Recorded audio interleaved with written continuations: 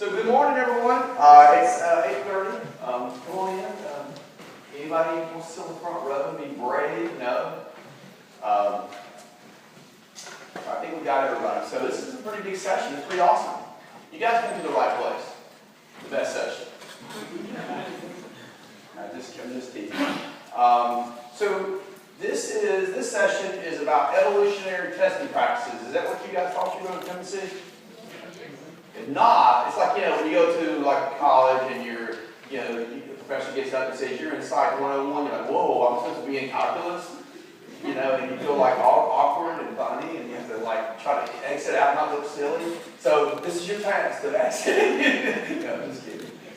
All right, so my name is Chris Lawson. I'm a practice manager, architect, teacher, mentor, coach, software engineer, whatever you want to call me, whatever day of the week that I'm on. Depending on what client I'm in. So you guys know about Xenergy Technology, so I'm going to save you that commercial. But a little bit about me. I've been in this business for almost 20 years, and I actually started my career back in the 90s on some tools called Mercury Interactive. You guys heard of Mercury Interactive, HP tool set? That's where I started my career. So I've been in QA and testing for 20 years. Some of the guys in here know me from back then as well. So in the very back, it sits way away from me. They know me. So anyway, so over my career, I've had a chance to go into a lot of clients. I've been in like over 100 different clients now, and at last count. And those large companies, small companies, and I kept seeing a recurring theme over the last 20 years. And the theme was interesting enough to me where I wrote an article for CIO Review magazine. And so if you Google Chris Lawson CIO Review magazine, you'll see the article if you want to read it. And this is kind of how this got started. And then I was sitting at home late one night with nothing to do, and I turned on the TV and I saw Minute to Win It. You guys remember that show, Minute to Win It? And then that inspired this. That's where my inspiration came from for this presentation. So I figured that was my inspiration for to developing this content and talking about this. We're going to be talking about the problems and issues that companies have today with their testing practices, and how or what they can do to try to fix that problem. And we'll talk about it. I'll set it up nicely in just a few minutes for you guys. But before I do that, I want to actually do the Minute to Win It little game up front. And for this, I'm going to need a volunteer. Not everybody wants. I'm going to pick one. So what we're going to do before I tell you what the volunteer needs to do. So I got this watermelon sitting up here, and I saw this on Minute to Win It actually. So what they have to do is take a regular deck of playing cards, and you've got a minute. And I'm going to give you a minute. You got 52 cards. It might take you less than a minute. But to take these cards and throw it from up here, throw it, and stick it into that watermelon like this. Just one card. That's all you have to do in a minute. Right? That's it. It's easy, right? How many of you think it's easy? Nobody. Everybody says, oh, got one guy. That's more than one guy from the volunteer. You don't know that. I just memorized it. But that's all you want to do. So it's very simple, right? It's a simple task. All right, so who wants to volunteer to come down and try this out? We'll give you a minute to lose it or win it, whatever. Who wants to try it? All right, I got the one in the, what's your name? Charmaine. Come on down, Charmaine. Come on down, okay? Let's give Charmaine a big hand.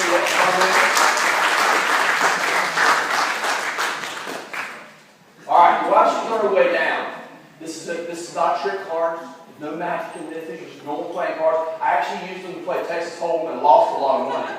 So I'm just saying, Charmaine, this is not lucky cards at all. So what I want you to do is take the cards. Just check them out, make sure they're up to your standards.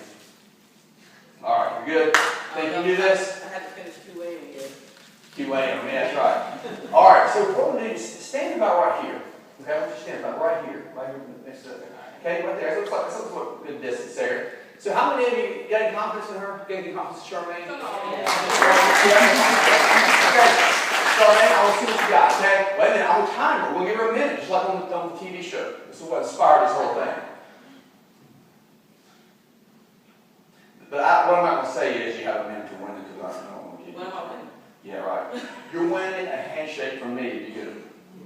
All right, that's it. All right, are you ready? All right. You ready? Everybody ready? All right. Set. This camera's ready. It's going to be really fun.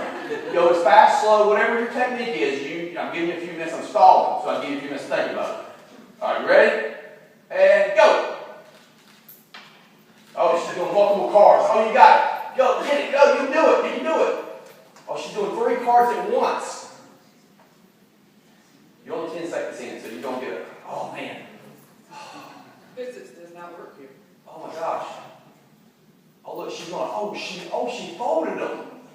I ain't taking terrible cards.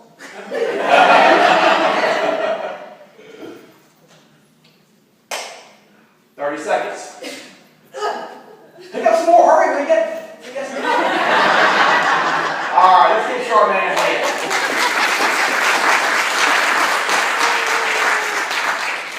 All right, you still leave my desk. Cool. Leave my desk. Fine. All right, cool. So, are you asked to do things in your company? It feels like that. You're right. You're like, it's a frenzy, right? And sometimes it's impossible task. Sometimes it's not that impossible. But I will show you in just a minute. We're going to come back to this in just a minute. We'll leave it right here. Your minutes up, Charmaine. All right. So we're going to come back to this in just a minute. So you saw how difficult that was. Charmaine is not a trained card girl, apparently. That's all I was able to see. So good. Thank you, Charmaine. That was really good. That's awesome. So we're going to talk about this concept of evolution. In most companies, what I've seen is they try to take a big bang approach, right? All right, we'll hire a bunch of people, throw QA at it, and call it a day, right? Say this is good. You're a professional QA person. Get in here, do your work, do the job, right? And they don't give much thought process. They don't think about how to get from point A to point B. Understanding where you're at and then where you want to get to in your endeavor. All right, so we're going to talk about how you can optimize practices. Everybody here today, they do different things, different ways. You want to optimize your practices in certain ways, and we'll talk about that. We're going to talk about how to reduce or eliminate some of the waste.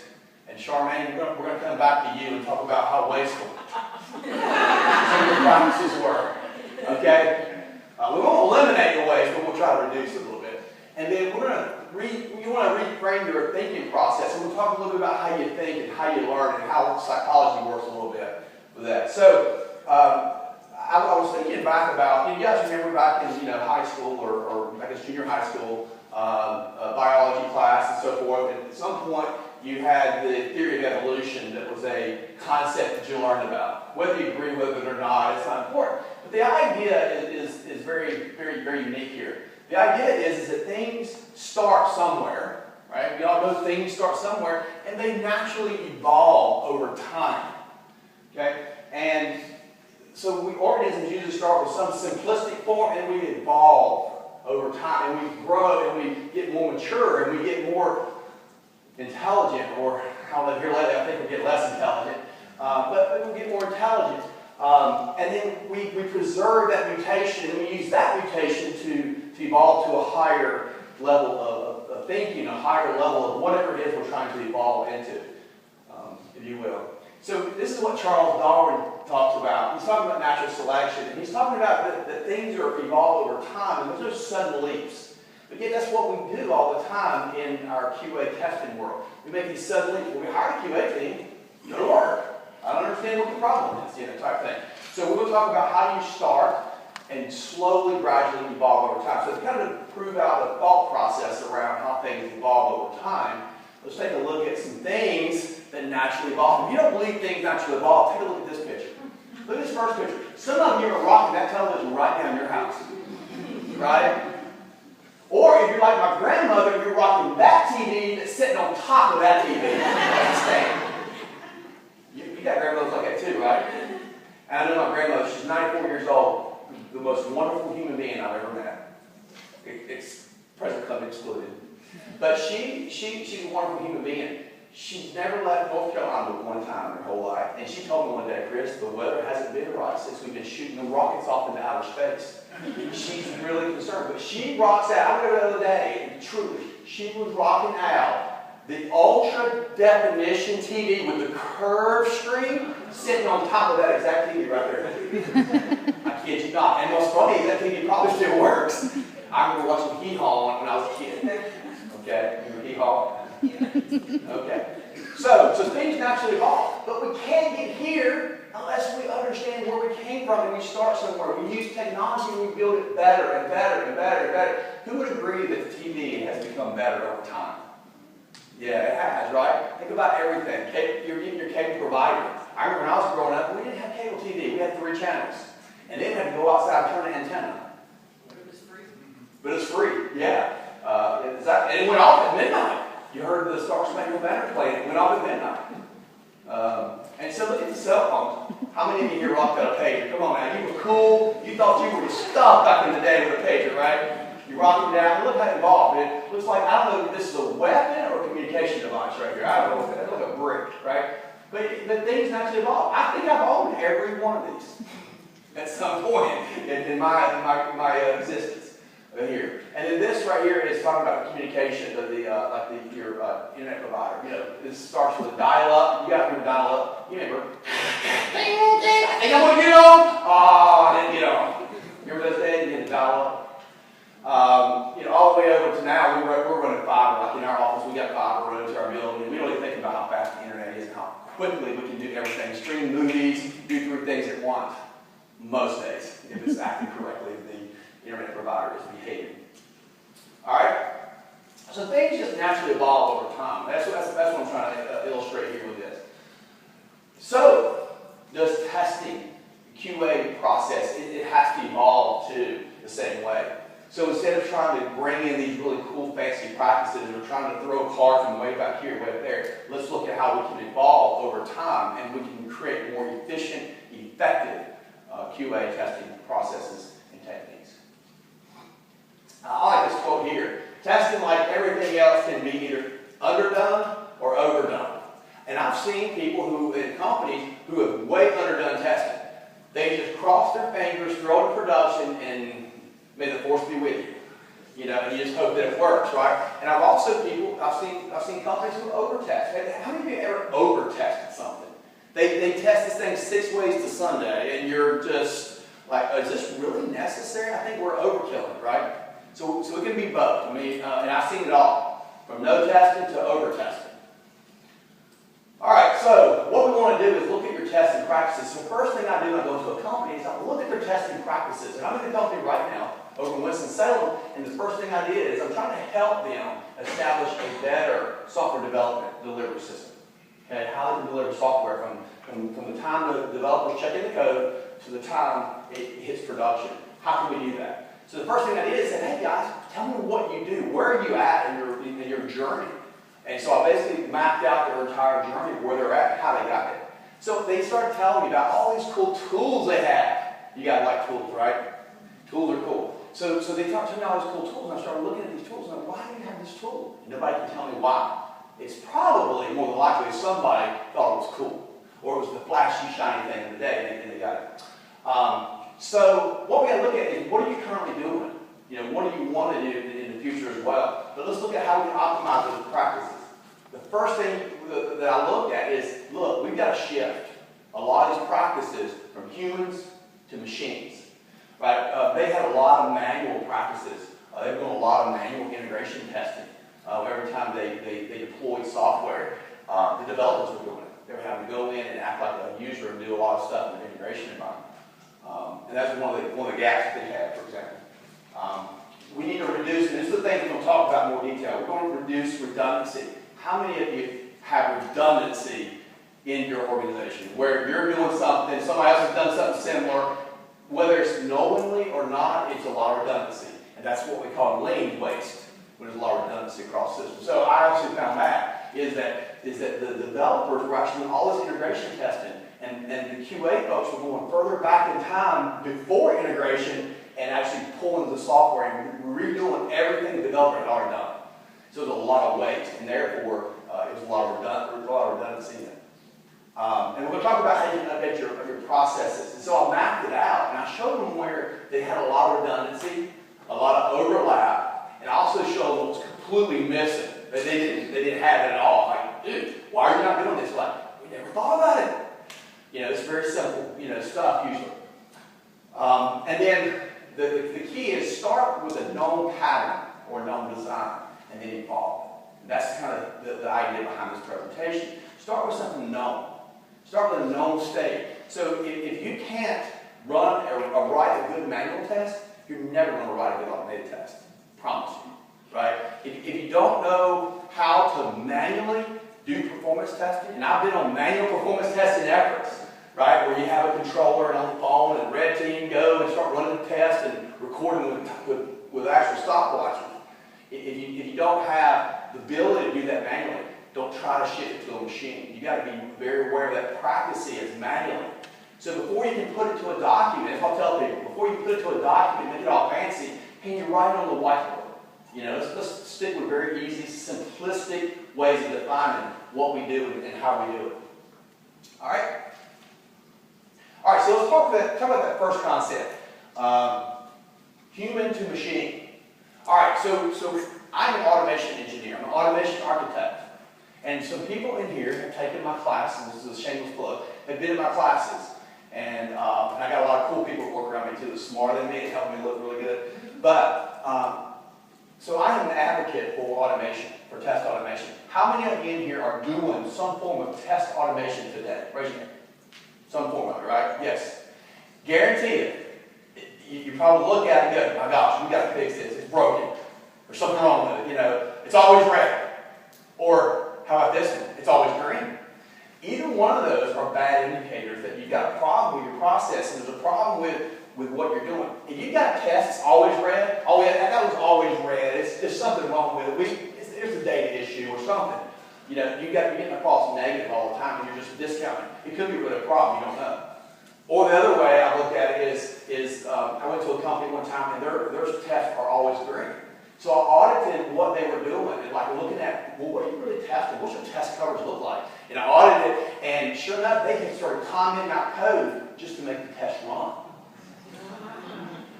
And it's almost like, well, you know, I've saved you a lot of time. I can just write 1,000 tests and always assert true. I mean, this is easy, but they just, you know, they weren't really testing anything. Over time, they had evolved to a really bad thing. They had evolved to run not testing anything, so it was always green. So those two indicators on each side of the spectrum are good indicators for you, your organization, to say, oh, I need to look at this a little bit closer to see what we're truly doing. It's not about number of scripts. This is a true story. I was at a client one time, and the manager that I was reporting to, he went to a conference, you know, like this, and he heard a speaker. And they were talking about automation. And he came back, he was all excited. He goes, Chris, I just heard this great speaker about test automation, which is what I was in there doing, right, with him. And he says, I heard this great speaker, and she has 3,000 scripts that run every day. I want 3,000 scripts. And I said, no, you don't. I said, 3,000 anything is too much to manage, you know. And what he didn't know is I knew this person personally, and he missed the message. She was saying the reverse of what he thought she was saying, which was she had 100 offshore folks managing 3,000 tests. And they were doing very little of nothing as far as testing goes and test coverage. So what she was trying to say is you can have a bunch of stuff but not have really good test coverage. And so, so just be careful of what you wish for too. I'm actually in the climate now talking to them about their automation. They have a offshore testing partner as well, and they're pushing to write 7,000 automated tests. And they have 7,000 manual tests for a product that's one product, very small. It's a very small product, 7,000 tests. So I'll look at their testing practices to see what in the world. It's in Excel spreadsheets. You guys have been there, right? Excel spreadsheet testing plans.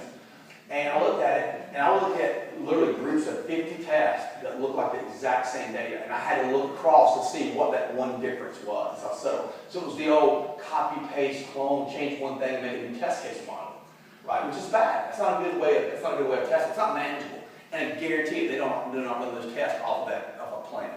So what my point of trying to tell you is you got to get real. You got to get real yourself and get real with what you're doing and what you're looking at. And stop pretending like you're doing something that you're not, and then really look at what you're trying to achieve. And what it is at the end of the day, you're trying to test a piece of software, right? You're trying to make sure that it works correctly whatever correctly is, some business term, that works the way it's intended, fit for purpose before it goes into production. So what I did is I said, okay, look, before we try to write 7,000, can we write and run one automated test? Show me one automated test that we can run. And I got on a phone call with this team in another continent. And 3 times for 3 different hours, and I've yet to see one test run. One test. But yet they're worried about 7,000. You see the difference there? So let's get one test working. So let's just get one small test working. True story, I was at a client over in RTP area. They were a research firm. And we came in, we built them an automation framework, we looked at the software, developed the life cycle, we integrated our one smoke test into their delivery pipeline. One, okay? And the developer, one morning was coming to a meeting with us, and he decided to push some software. And so make some changes. He commits his changes. On the commit, it triggers the pipeline. It's things start happening, right? So it runs automated unit tests. His automated unit tests weren't very good. I mean, how many of you here have ever seen a really good automated unit testing practice in a company? Only one.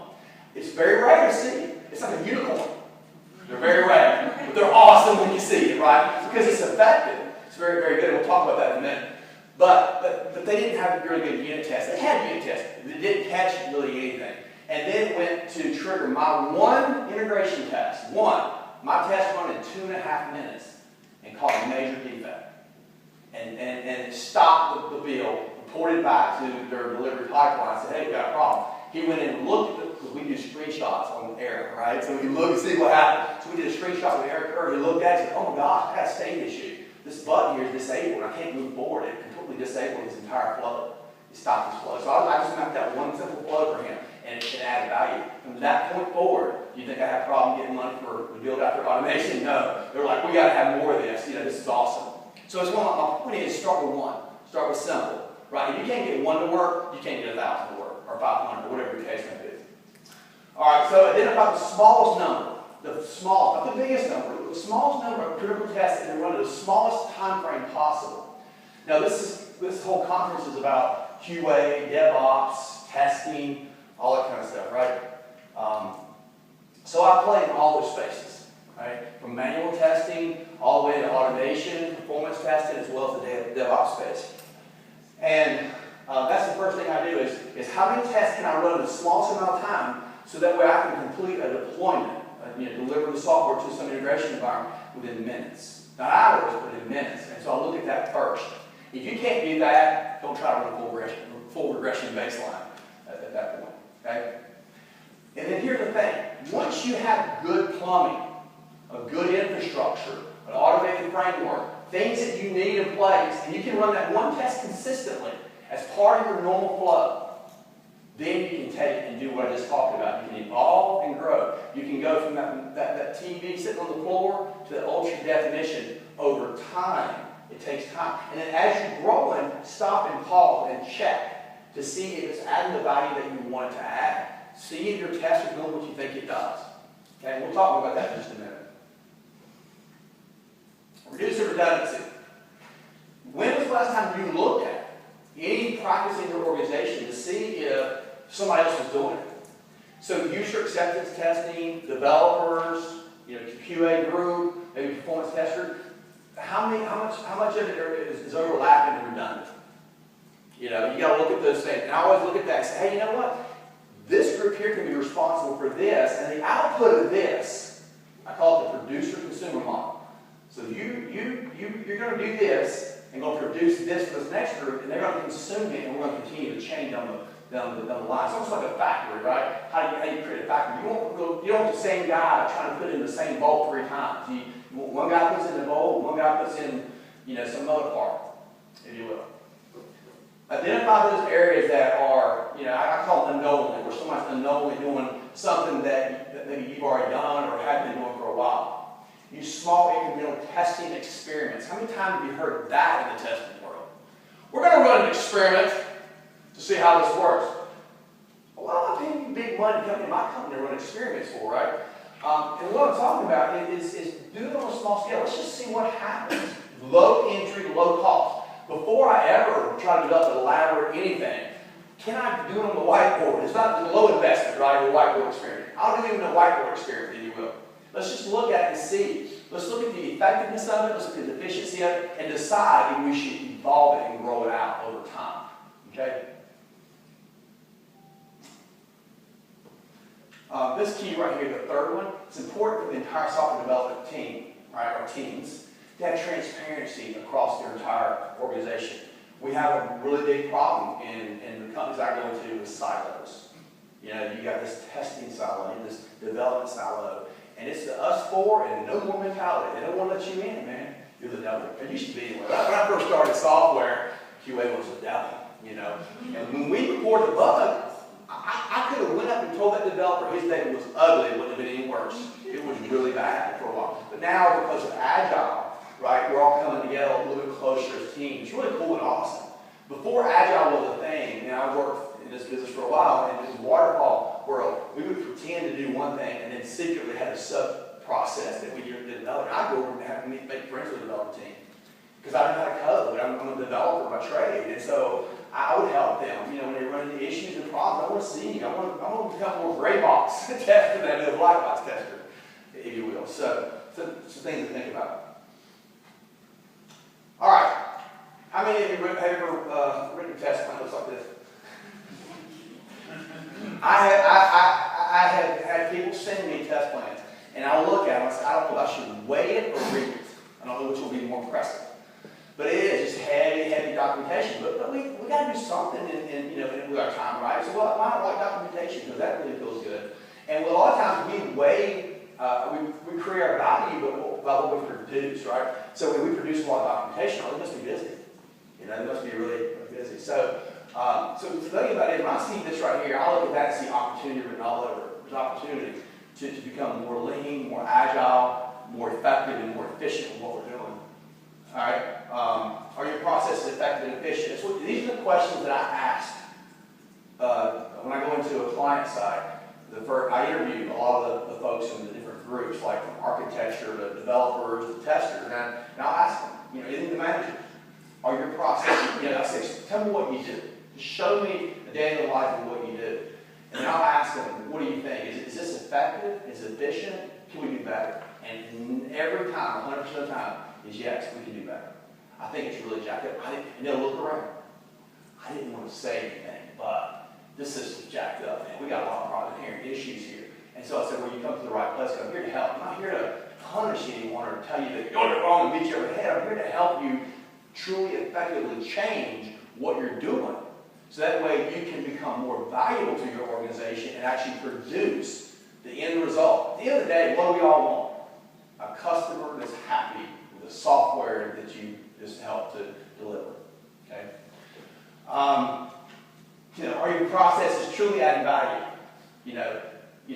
Why are we doing it? I was in a meeting with a good friend of mine, a colleague for several years, and he was my favorite guy in the meeting, because I knew after about 34 minutes into a weedy conversation, you get into the weed conversations, getting down to the weeds about how you're going to solve something, what kind of tools you're going to need to do to solve it. And he'd always raise his hand and say, what problem are we trying to solve?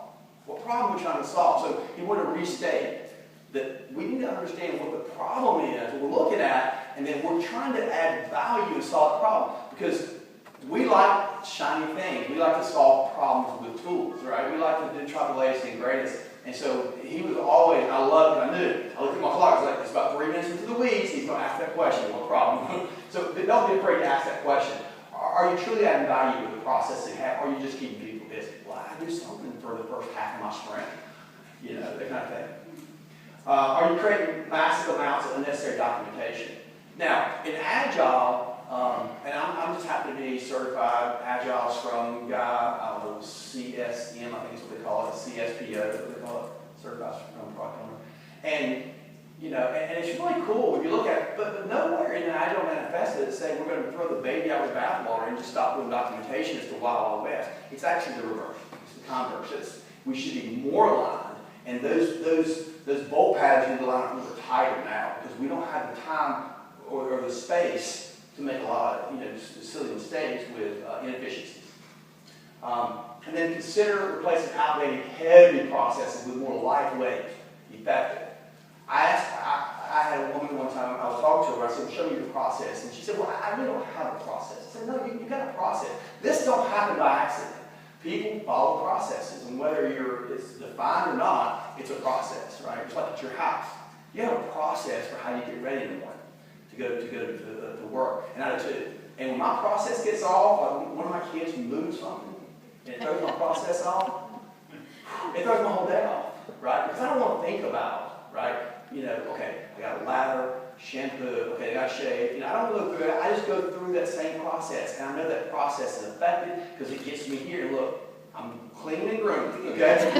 So it gets me where I need to be. So I rely on that process, and then when it gets off, I get really wonky. I come to work one day and I had forgotten shaving, and I had an important presentation because I ran out of shaving cream and didn't replenish it. So it's that kind of thing. So think about, and replace it with that. And how much lightweight, it depends. Context matters. Look at it and say, hey, and be the first person to say, can we experiment with something? Next sprint, let's don't do this. Let's just do this instead. Let's replace it with something. See how it feels. Did it get worse or better? Do a retrospective. You guys are familiar with Agile retrospectives? And you're doing that, right? Everybody does that in their place at work, right? So I'm not looking. This is just a real quick here about just the difference between Agile and Waterfall. I thought it was kind of interesting. At the end of the day, right, it's just how we run sprints, right? We run sprint or experiments. Think about your sprints have been 2-week experiments to see how well you guys can work together and produce something. At the end of the sprint, what do you guys do? A retrospective and say, how well did it go? Of course, everybody's high-fiving each other. It always goes well. Never have an area for improvement, right? But if you really get rid of these retrospectives and really add the value that it's intended to add with your process, you'll find that there's a thing called continuous improvement. And I always ask the companies, what about continuous does not mean continuous? It means continually. You can never, ever get to an end state. Today we have ultra high definition TVs sitting on top of those old TVs, right? But where we're going next, are we done? No, we're not. We're not done. We're just going to continually evolve. And in a few years, we're going to talk to our kids or our grandkids about how we had cars that had rubber that actually rolled on the road. What? You were able to drive a car? It's going to be all automated. There's going to be a lot of differences in the world, right? When I was growing up, there wasn't such things as a microwave. Didn't have cable TV. I mean, think about how far we've come, right? And that's the idea here, is to start somewhere and continually evolve, and don't ever stop growing and evolving and trying to do better and more sophisticated or better processes, if you will. There's a guy, how many of you ever heard of Jerry Weinberg? He's a testing guru guy. He writes a lot of blogs, articles, speaks at all the conferences and so forth. Anyway, he says this is his second law consulting. He says, no matter how it looks at first, it's always a people problem. Okay? So what I say is, so basically what I say is all problems are people problems. So what I said to Jerry one day is, hey, we get rid of people, problem solved. And anyway, it was funny. I had a graphic in here because I had some technical issues with my laptop. I updated I forgot I didn't send the latest version. I have a little graphic that was over here on the side of this quote. And it's a picture of two guys with a big cart, like caveman looking guys on a cart. And they got this rope over their shoulder, and they're pulling this cart, and the cart has square wheels on it, and they're all mired down to the mud and the muck and stuff. And there's a guy standing over here on the other side, and he's saying, hey, I got a wheel. He has this wheel right here. And they said, no, I got time. I'm too busy. They're too busy to stop and to become efficient and effective what they're doing and to move things. And so that was a graphic I had with that. So again, the problem wasn't the tools are there. It was the people locked up into always doing things a certain way and not willing to say, oh, wait a minute. Maybe we should look at it a different way. Here's a good analogy that I use a lot. So think about like this. I'm on my way to Myrtle Beach. Okay, I'm halfway to Myrtle Beach in my car, and my car runs out of gas. I've got two choices. I have to stop and have to problem solve and figure out how to get gas in the car so I can accelerate my way on down to Myrtle Beach. Or I can just have everybody jump out and start pushing. So I would get there eventually, but that doesn't make sense. That's what we're doing a lot of times in our organizations, right? We're right there pushing a car and doing a lot of heavy lifting and a lot of heroics in teams and so forth, and that's what we want to avoid. Your work should have natural flow to it. Think about lean and how it works. It's a natural flow to your work pattern. And it's all herky-jerky and painful, and it's not providing value. Then stop and look at it. And it's fascinating. Say, how do we get to Myrtle Beach comfortably in the air conditioning? We might be a couple minutes late than normal, but we won't be 6 hours late because we had to push it all the way there. Okay, it's a big difference.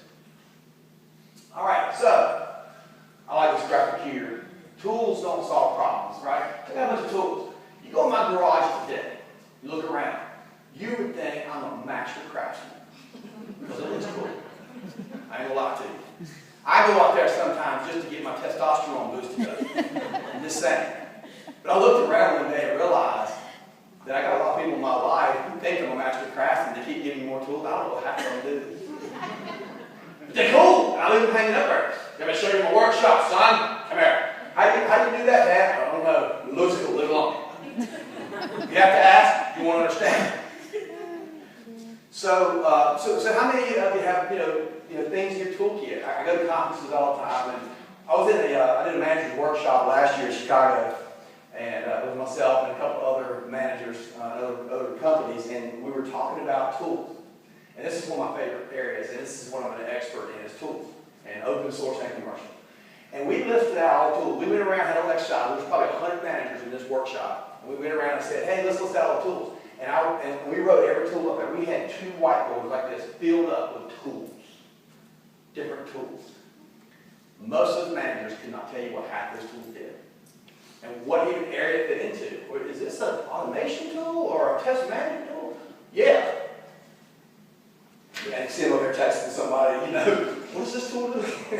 So, and the first thing I said is, this is a problem. This is not something you should brag about. You shouldn't brag about all these tools. You should brag about the minimum number of tools you do. I mean, check it out like this, is what if I built this nice, really cool house, and then I've set out a toolkit, had like 4 tools in it, so I built this whole house with these 4 tools. Check it.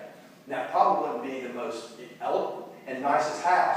All right, but on the converse, what if I had thousands of tools and that house never got built because I didn't know how to use them and I just jacked up everything? So think about it like that for a minute, right? Is what tools do what? What is its purpose and what is it there for? And what is the overlap? What they found is, what I found is a lot of companies had 4 or 5 test automation tools because when the test automation tool didn't work for them, what did they do? It's a tool problem. Go buy another tool. Oh, I know the problem is it's a tool. It's easy to blame a tool. And a tool can't talk back. Right? And then we've got the salespeople out here looking for the next shiny thing, right? Look, if you ever hear a salesperson, this is just my personal thing, if you ever hear a salesperson come in, a tool salesperson come in, and they say the words, all you have to do is, ... okay? If they make that comment, you need to gather your things up and go back to your desk and kick that salesperson out of your office, because that means you got a lot to do. It's going to be a lot more painful than what they're letting on. They're trying to pull a little switch on you there. Okay? So people solve problems. So let's map out what the problem is. Let's map out how we're going to solve it, and let's put the right tool at the right time. I had another graphic I used to use, and I said, when you have a golden hammer, everything looks like a nail. Right? And so there's no one golden hammer. So people ask me all the time, Chris, you're a professional expert, and 20 years in the software test business. Which tool is best for me? And I just look at them and say, it depends. Depends on what you're trying to do. Well, should we go commercial or open source? This is the kind of conversation I have all the time. Depends. What does your company fabric look like? Who's your technical people? Because open source tools have a steep learning curve to them. Commercial tools have a little bit less curve. But commercial tools have a giant price tag. Open source tool has a free price tag, but they're not cheap. I mean, they're free, but they're not cheap. It takes a lot of technical know-how to hook them all up. Make sense?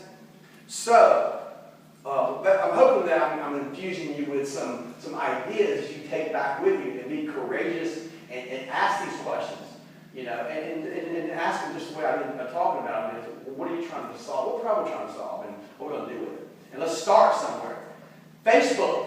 Your doctor's heard of Facebook. I call it Wastebook, but I'm not. If y'all are Facebook, I'm not going to judge you. I mean Facebook, I'm not going to judge you. I don't have a person like Facebook, but Facebook, their internal motto in their company is doing is better than perfect.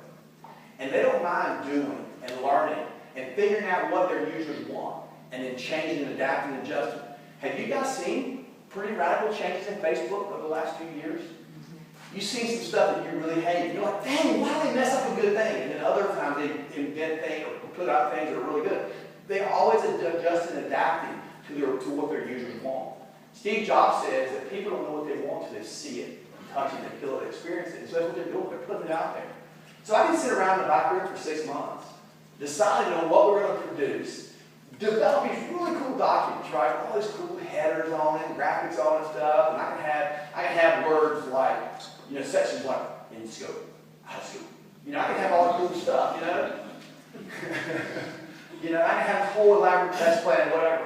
Right? And 6 months later, we send it out. And I've been on the receiving end of this. And we send it out to the production. And then years ago, goes, I don't like that. That's not what I want. That's what you asked for. Look at line number 222, section 3, subsection 4. You said, and I put one and read it to you. How many times you get into that conversation? Like, yeah, I know I asked for it, but now that I see it, I don't think that's a good idea. So again, evolve. Give them something that's small and say, what do you think? And then let them help guide you through what it is you need and involve it, if you will. And so take that same concept and move it backward into your teams, into your QA group and your development groups. Okay. I like this here. The fact of the matter is this: if you don't like change, you're probably working for some organization that never changes, and eventually those organizations that don't change will become obsolete. One of the #1 companies, in the 1970s and 80s, I went into there trying to help them salvage what they had going. They're a company from Rochester, New York. And I was in there trying to help them, with modernize, really their software delivery systems and so forth. But they were so hung up. They had guys there, I swear they were there when they founded this company in 1923 or whatever it was. Right? They're not going to change. The fact of the matter is change is inevitable. It's going to happen. We can either embrace it and we can work with it and understand it. Our world and environment is changing. Our technology is changing. And so forth. So change is a part of the innovation. Make change part of the innovation process for you. Innovation is what's going to cause you to grow and to be more productive. Are you going to make mistakes? Yes, that's what Agile is about too, right? Making mistakes and saying, man, I don't really stump that one up. I go into companies all the time and I say, I guarantee my work. I guarantee if it don't work, I'll fix it. That's all I can guarantee because I'm going to make mistakes. Everybody does, right? And then growth is a part of that optimization, right? If you truly are going to grow and innovate, and then you're going to be optimizing, right? You're going to be optimizing how you do things, and you're going to find new discoveries and things you didn't know existed to start as a starting point and then grow that and evolve that. I like this quote here, Tony Robbins. I like his energy. Tony Robbins has so much energy. I'll watch him. He exhausts me watching him. I'm like, man, I'm tired of watching you. I don't know how you do it. Change is inevitable. Progress is optional. It's up to you what you want to do with it, right? And there's just a couple other slides here. We're going to get back to this little event here. So think about it like this, right? This is what I call the circle of truth. And it starts like this. We start with data. That's all we have to start with. We have some information, some data. Just data. Just data. And data without something on top of it is just data. Just a bunch of information. It's just a bunch of ones and zeros, letters, characters, whatever. Just data. But it's up to us to take that data and transform it into information. What is it telling us? What information is it telling us about whatever we're looking at? That information, if we allow it, right, to work its way through, will become knowledge.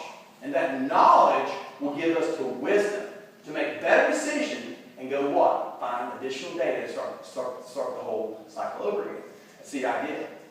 And that's kind of what I do when I go into companies.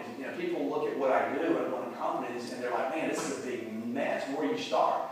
And I do the exact same process every single time, and it works. And it always starts with, give me data. That's where I start.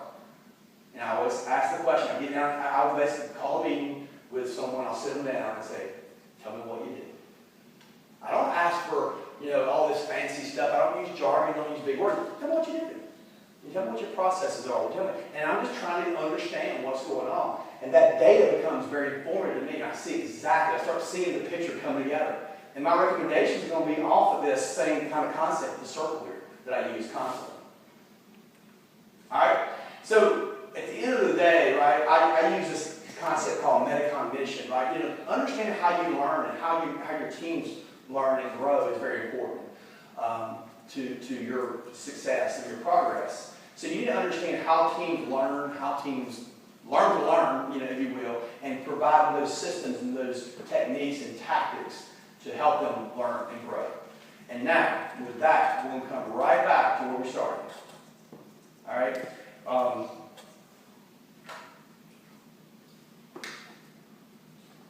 forgot your name. Oh my God. Charmaine? Okay, Charmaine. So sorry. I got all caught up. I had all this stuff in my head now. And all this, I'm trying to get back to the first. Charmaine. So let's look at Charmaine's problem. Charmaine had a big problem here. She's got a practice issue here. I mean, I told her what I wanted to do, and she didn't deliver. I'm just saying, I'm disappointed. You got to get that car stuck in that watermelon somehow, right? So let's take all the stuff we just talked about. Remember what I said, right? Start simple. Let's run some experiments. Before I put you over any time makes a big difference. It makes people really freak out and make mistakes sometimes, right? And not think clearly. When I told you have a minute, you start freaking out, oh my God! You start just panicking and cards were going everywhere, man. It's like a big flurry, a hurricane of your cards. And you got a couple on the table, and you change your technique about halfway through to the fold card technique, and so forth. I'm not sure, what the thought process is, but I guarantee you, if I asked you, why did you choose this? Why you saw something, the flight of the card, or something, right? The college did that. So now, having said that, Charmaine, can you help me out with this? Okay. All right, come down here and help me out, Charmaine. Give everybody Charmaine a hand. All right. Now, Charmaine, this time, I'm not just going to leave you by yourself over here, but this time I'm going to involve all the wisdom and knowledge and the data in the group. I'm sure I got people in this group up here who graduated from college, probably in some area around physics or something, maybe help us understand why these decisions didn't work out very well for us. All right, so what we're going to do is we're going to gather some of these cards up, just get a few. We don't need many, because what we're going to do is a lot more effective and efficient, okay? So now let's stop for a minute. Let's stop the fury, stop the flurry, if you will, and let's just look at what we have here. Get these cards here. Okay, the first thing we're going to do is ask the audience, Charmaine, what do you guys think? We want to evolve this practice. We saw where we were at, and she didn't really achieve the results. I don't know. Did you feel like you got any closer towards the end? Do you feel like you had a little bit more success? A little bit. A little bit. All right. This is your chance to participate. Open discussion now. And this is not staged. We didn't meet before this meeting. You don't know me. Okay. She's just from the audience. Directly did. Okay, because she raised her hand. She's the only one that raised her hand. Gosh, y'all. All right. So now, what I want you to do is, I want you guys to help me, right? Based on the information we just talked about and all the things I just said, right? I got on a little soapbox and I started preaching the QA testing worksheet. What are some ideas that you would have for me and for Charmaine about how we can do this a little differently? We're trying to solve a problem here. The problem is we want to get that card into that watermelon. So on the back. What's one idea? Reverse it. Holds the card and drops the watermelon on top. Oh, that's interesting. Might be messy. Might be messy, but that's interesting. It's not a bad idea. That's Charmaine's problem. Hey, you achieved the results. The aftermath is up to her, right? What you at? Don't do it from whatever 10 feet away. Try it from like 1 feet away first. You told me this? Oh, I see. I did because I'm a bad part though. I didn't take into consideration. I thought you were talented. I didn't know. I thought you were professional. You're supposed to be strong. Y'all see, y'all heard this conversation before, right? Okay. So try it from 1 foot away. Okay. All right. What else? If you can rip the cards, you can rip them and sort of stack them until you poke it in. We can actually change the size of the card, make it more adaptable. Well, yeah, okay, that might work too. Okay. I mean, you've already messed the cards up. I'll go ahead and rip some, right? Change your environment and 5% of the watermelon. Oh. What would you think it would do though? Just land inside there nice, snug, little basket. Yeah. So then you just kind of land it. You just gently You can almost like paper airplane just gently land into the center of it. Okay, that's a good idea. What else? What about the corner? Hold it by the corner. Hold it by the corner of the car. This is okay, so hold it by the corner of the car like that. Like better. Yeah. And so that brings up a whole other technique. Should we go snap? Can you snap the wrist? Oh. I almost took my ear off the back now. I'm scared. She's like a car ninja. All right, so yeah, so how we maybe do that, so forth. Okay, what else we got? Anybody else? Good ideas. I heard it. I saw a Dilbert a cartoon one time, and the Dilbert cartoon said if we weren't in a brainstorming session right now, that'd be a stupid idea. No, I mean, there's no bad ideas. I mean, all of them have merit. But you see how we can maybe take this idea over here. I like that idea because it's low entry. It doesn't cause us to have to go get tools to dig out the middle of this watermelon, which is not a bad idea. We might have to get there. We might not be successful. But let's start with the simplest. Let's start with the things that we can control quickly, and let's just see what it gets. And see if it gets us closer. That'll provide additional data. Okay, so what do you guys think? We're going to try 2 things. And again, I don't recommend trying 100 things. We're going to try 2 of the recommendations. Right? And we're going to go with the least restrictive, which is we're going to change the way you hold the card. Right? And I think you maybe do a little wrist flip. What you just did right there, I almost took my ear off. And this thing here is a lot softer than my ear, I'm just saying. So let's do that, right? And then like the other idea, why don't we move her closer to the target? Let her get some practice. Why don't we make her stand way back there? She's not going to be, let's get her closer, and then over time, what can we do? We can back her up as she becomes more proficient with some techniques. And we might actually learn that the little technique over the hand might not be good, maybe better to do it underhand or sideways or something else. We also might want to try lower down here to rip the cards, too. I think the carving the watermelon out is a good idea, but I think we need to wait until we're not successful. We need to be successful 50 yards away. I think that'd be a good way. We can do an airplane into it. Settle in there. Okay? What do you think? Sound good? Sounds good. All right, so place yourself right here. Let's see. And I'm going to take the time limit off of you. Right? I'm just going to say, let's do 5 cards. Just do 5 cards, and let's see how close we get. All right, try that and see what that does for you. Flipping? Yep. Okay. No. Yeah, I think the cards are bent a little bit there. Try that. Okay, there you go. Now you're getting closer. Did you see that? So now she hit the watermelon with the card sideways there. So I think that you learned something from that technique right there. I don't think this is the right technique. I think this is the right technique. You see what I'm doing? I watched her. I'm coaching her. I don't know how to do this either. I promise. I do not know how to do this. I tried this at home. I do not know how to do this. But I did get real close and say, is it possible? And I saw people on YouTube do it. Google it. YouTube, yeah. So now, let's try it. Let's maybe do the flip with the wrist sideways, and then get a little bit closer. Get real closer. Yeah. See if that works. And try again.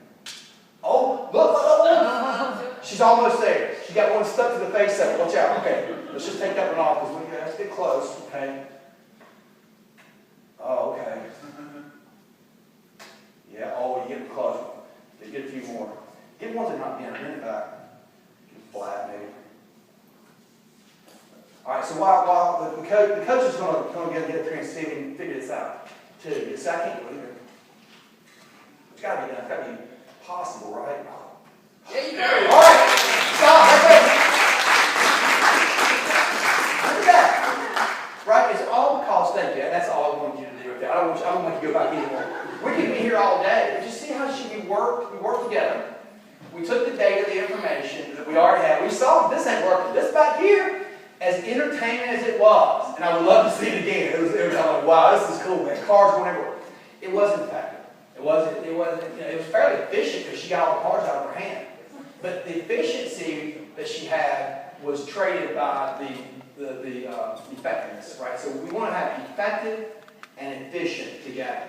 Right? And so now that she saw that, what did it feel like, Charmaine, leaving your hand? Did you get a sense that you had a better control of the card, and you think you can do it maybe again if I ask you to? Yeah. And then once she's done a few of these, then let's move her back a foot. I love that idea. Move her closer to it. And even taking someone like me, a mentor, coach, and let me just look at what you do here. Okay, I see what the problem is. How about we change this? What do you think? But again, it's not me telling her, it's me working with her to try to achieve a better result. And with that, I'll answer questions you may have about your organization, about things going on. I got just a few minutes left for questions for you guys. Any questions? Everybody in here does everything perfectly well, and you're like, we got this. So you're going to go back to your scrum teams, and you're going to say, okay, you cut a watermelon open and say, try to throw that into the thing. You can do that, you're a successful scrum master. All right, if there's no questions at all, okay, question. The question would be, in the group that I work in now, there's been limited documentation. There was a SME who had left and had taken a wealth of knowledge with them. So although everyone is chipping in, the efficiency is less than what it would be in different circumstances. Okay. But with that being said, and the fact that we are working remote in different locations or what have you, one, this is my interpretation on it, because I'm fairly new to the group. You don't know the knowledge that someone else knows, and you don't know what practices that they are actually utilizing. You don't know what type of test cases or test scripts that are being created, and we are implementing Agile. But we are growing in that area and evolving. But it definitely is a struggle because regardless of what methodology we're using, the end result is to make sure when we go into production, that we're not negatively impacting the environment. Yeah. So any ideas on one, knowledge sharing, or two, ensuring that exposure, so that, you know, there's some efficiencies I definitely don't know, just because of I haven't really grasped what types of techniques have been used previously. So you have the typical scenario I see all the time, and a lot of times in companies will have this thing called groupthink. And I'll be going to organizations and say, you got about 6 months to a year to use me in a very effective way. Let me look at what you're doing, because after that, I'm going to be assimilated in this world, and I'm going to think like you. And I'm just going to be like, can you believe, you know, I mean, and we'll get into the subspace chapter. So the biggest thing I think you have an issue right now is with transparency and being able to each group open it up, right? You have your silo issues. The best way to probably overcome that initially, what I found is just doing simple lunch and learns. If you have each person, each group come into a lunch and learn on the most challenging aspect of their job. What do they use? How they deal with it? Let them shake it, right? It's kind of almost like a show and tell, right? Remember show and tell when you were a kid? Right? It was so much fun, right? But you learn a lot when listening to other people talk about what their challenges are and so forth. And don't judge, just listen to them. And then see if you can pull away. So I'm a consultant by trade. That's what I do, right? But, you know, and I'm not that smart. I'm really not. I just been exposed to a lot. I made a lot of mistakes and a lot of failures in my life. And so bringing in a third-party consultant sometimes can help. Just have somebody. Or even just, you have a new manager, right? Say, hey, can you look at this and assess what's going on? But the thing about it is you get a neutral party, because you're kind of got a connection with, and you know, and you got this, you know, this human psychology thing going on with, you got your little clique and your little people, and you know, and it's you against them sometimes, that kind of thing. You got to break those walls down. That's the hardest thing to do, and it takes time. The first thing to do is be able to say, I think we have a silo issue, we have a transparency issue. Can we, and then find a champion, like a manager, a stakeholder in the company, someone who can champion. Someone like me has a big mouth. They can go around and say, hey guys, and work together, and start pulling people together. And that's what we did at the company. It took me about 3 years to really get them where they need to be. What we did regular weekly lunch and learns where everyone in the group, they rotated. Different people in the group, different ones, would talk about different techniques and challenges and practices they did. And that opened us up to new conversations, new ideas. And then I would be in the group, and then I would present on something that I thought would help that other group. You see what I'm saying? So we kind of start working together. Over time, I noticed that our communication got less and less because we started understanding each other. We started producing what the other teams want. So I also look at it from a producer-consumer standpoint. Look at your entire organization and say, what are we producing? What are we producers of? And what do we consume? You probably consume something from a development group, and you produce something for either a user acceptance group or whatever downstream, right? Or a multitude of people. So look at it from that angle too, to see if you can't figure it out. But the first thing is to say, hey, I think we have a problem here. What can we do? Let's brainstorm. Yeah. Yeah. What about documentation? Agile and documentation? Oh, absolutely. You don't need documentation. No, I'm just teasing. No, what I always say is look at your documentation through an objective lens. And if you have someone from outside the world, like a consultant, look, I can go in 2 weeks, and do an assessment in 2 weeks and tell you what all your gaps and holes are. And I can say, you know what, I don't think this is effective. Why don't you try an experiment? How about we try a sprint where we can reduce our documentation? What sections really are not adding value? And you got to ask these questions. Who are you producing those sections for? Each section of that document is for someone different, potentially, right? Where did you consume the information from? Who are you producing it for? If the answer to the question is, well, I produce it to sit in this file cabinet just in case, then it's probably not a good artifact that you need to continue with. But if you truly, and another thing I do too is just stop and see what happens. See who complains. We had a report one time running on a server. We were doing this new system. We had a report system that was running on this server. We didn't know at the time. So what's this server here doing as part of this whole thing? We don't know. It's just always been there running for us since we've been here. I said, let's unplug it and see what happens. We can do that? Sure, why not? Let's unplug it. And we found out who was using the report. It was someone in finance. And then I said, well, now we know who you are. Can you tell us what your requirements are so we can give you a better system? You see what I'm saying? So sometimes you have to take those chances and you have to figure things out, right? You can't just assume. Right, that kind of thing. So that's a good question, a very good question. Yes? We're looking at automating some of our simple regression testing. Mm-hmm. How do we, as testers, manage the expectations of senior management? Because they seem to think that the automation is going to be the be-all and end-all. Yeah. You can do away with manual testing, and trying to get them to understand that it's just a tool that we can use as testers is not easy. Yeah, that's a great one. And I run it all the time as well. I have managers all the time say, give me a button I can push, and it does I call it auto, it's not automatic, it's auto magic. Yeah. That kind of thing. And so I said, yeah, I can give you that button. But you know how much that button's going to cost you? $1.5 billion. I do this,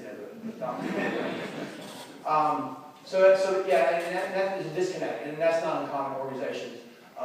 When I was at a company, I was a director of QA for a fairly large company in the logistics in the transportation area, and I knew all this stuff, right? And I had the same problems you're talking about there. You know what I did? I called a buddy of mine up. His name is David Dang, and I said, David, I can't be a prophet of my own land. Come in here and tell him this. And he did. He came in and helped me out, right? He helped open the doors, kick some doors open that I couldn't because I've been kind of assimilated. I've been there for a while at that point, right? So sometimes you need someone from the outside to come in, a fresh set of eyes or whatever, to do that. That's what we do as well. If you don't have that option, the best thing to do is be very open and honest about it and talk about what is your objective. What are you trying to do? Are you trying to eliminate jobs? If your manager says, yes, I'm trying to eliminate people's jobs, then dust your resume off and get the hell out. Because seriously, that's a bad objective. You know what I mean? Seriously, I'm not kidding. So it's funny, but it's like, I get out. So I'm out of time. Hey, it was good. Thank you guys. I appreciate it.